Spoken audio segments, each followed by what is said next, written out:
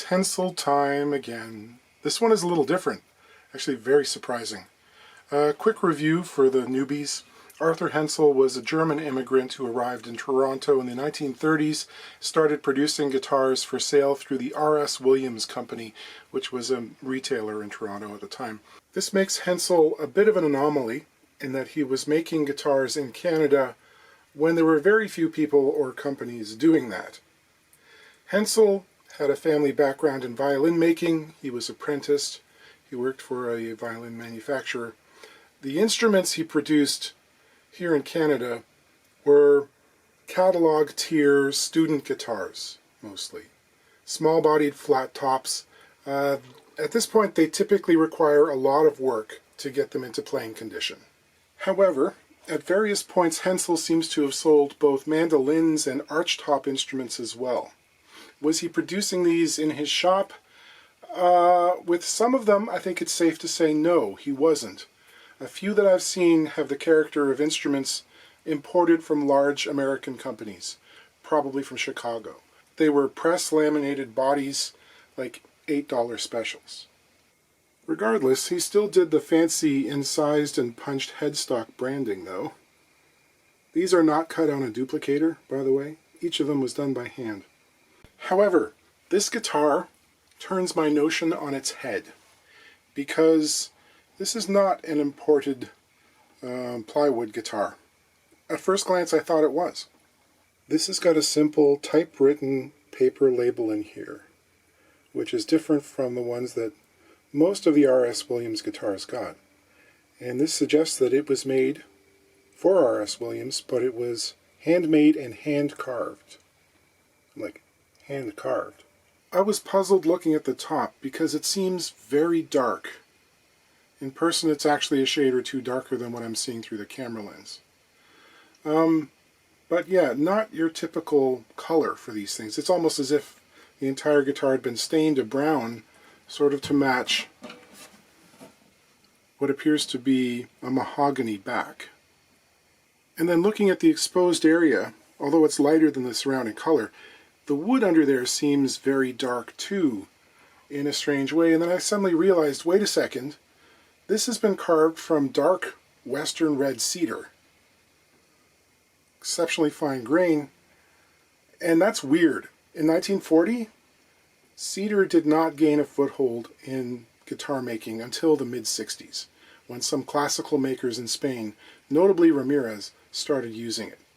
Later on, late 70s in Quebec, the Lassido Corporation also started, putting out low-cost instruments in western red cedar because, this stuff is harvested for cedar shakes and things, and it is a good tone wood, but it's not what you see on your typical 1930s or 40s jazz guitar. I have seen cedar braces in some flat-top Hensels, but this is a full carved cedar top. And this one has some nice provenance for a change. It was owned by a country and western musician named Victor Babi in the Kitchener-Waterloo area, which is about an hour's drive north of me. In the 1930s, he played in a duo called Tex and Shorty. Would you look at those boots? But can we also look at that guitar? It's a shame that one didn't come down through the family as well, because that appears to be a Cromwell G2 flat top, which is a Depression-era issue made by Gibson in Kalamazoo. It was essentially an LOO, with different headstock logo, and the Cromwells had this rather distinctive white inlay line down the center of the fretboard. Makes them pretty easy to pick out. Victor also played in a Western dance band led by a man named Conrad Wolfele. I bet you there was an accordion in that band.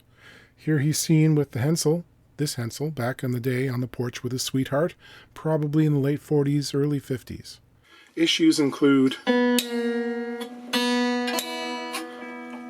really sort of pingy things going on with nut slots that might be too narrow or too sticky or something that needs cleaning up.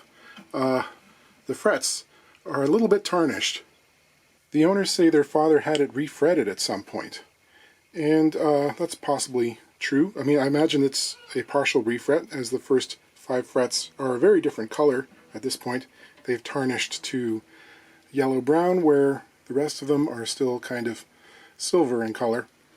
They did a refret with similar sized wire, which is interesting. This is very small vintage wire.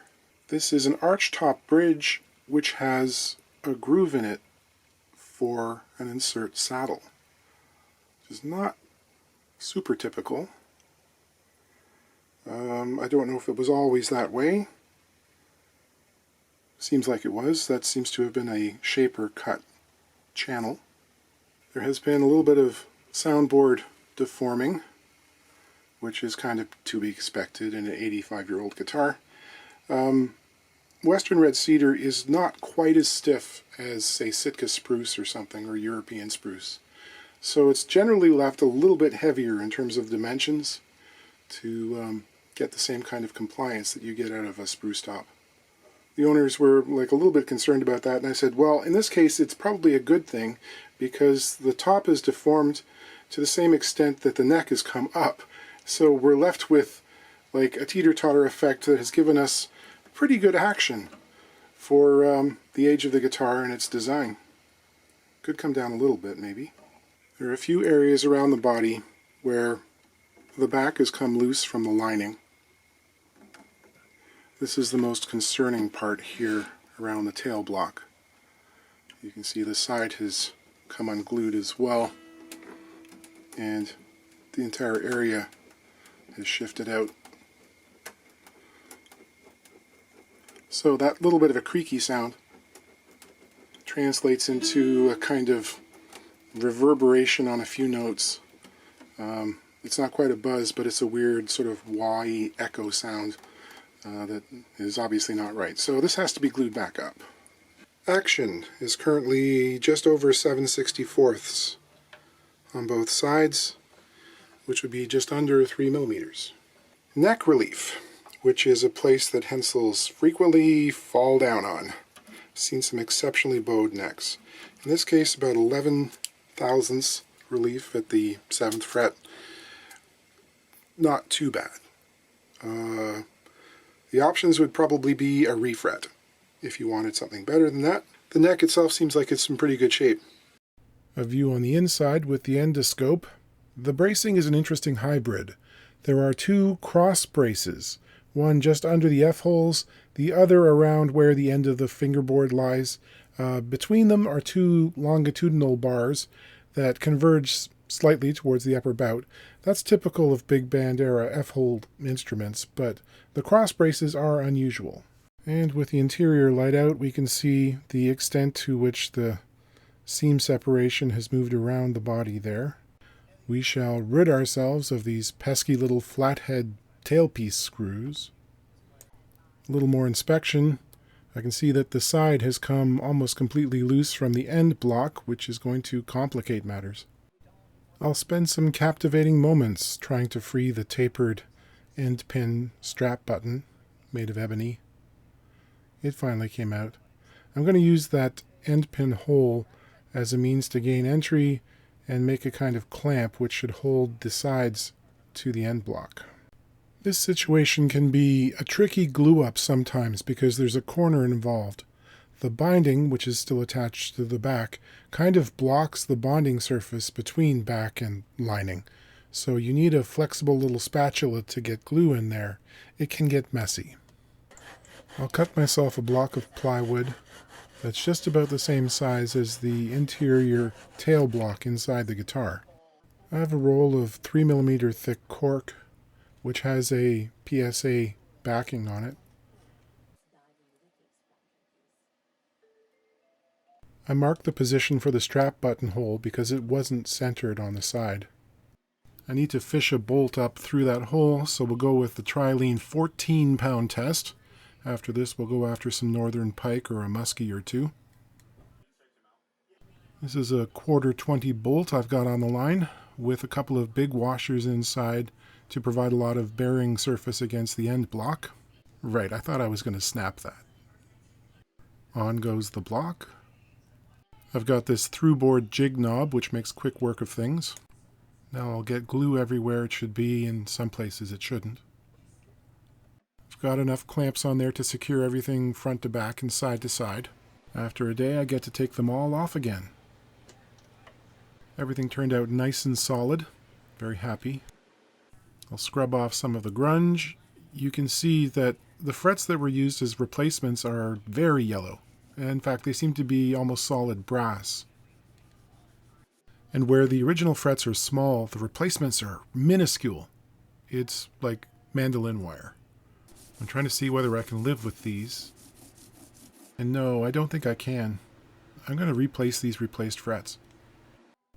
You never quite know what you're going to deal with when you're pulling frets like this, which have been replaced sometime in the past.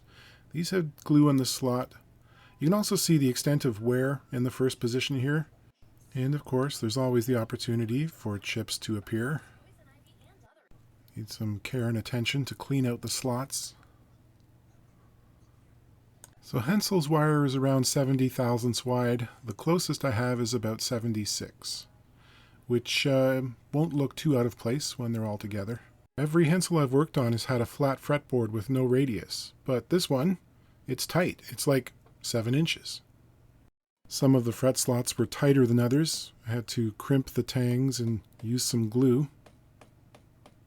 I need to dress off a considerable amount of height to make them even, so I'll start off with the file. I've got a piece of tape there over the 6th fret, which prevents me from going too low. And I'll get rid of the coarse file marks with some sandpaper. With heavy leveling comes the need for extensive recrowning. I'll clean up the rough nut slots. Some of these were still quite high. I was just looking at this headstock here, and it's missing this one piece of binding on the side. And I realized I gotta stop, puncturing my finger on string ends. At this point, it doesn't hurt at all, but damage. I actually happen to have a piece of Hensel binding from one of the other guitars I've looked after in the past. So, why not put that on there? Complete the picture. I'll use an inverted block plane to resize the binding so it's the proper height. Using medium viscosity super glue, I figure I have enough time to do about half the length.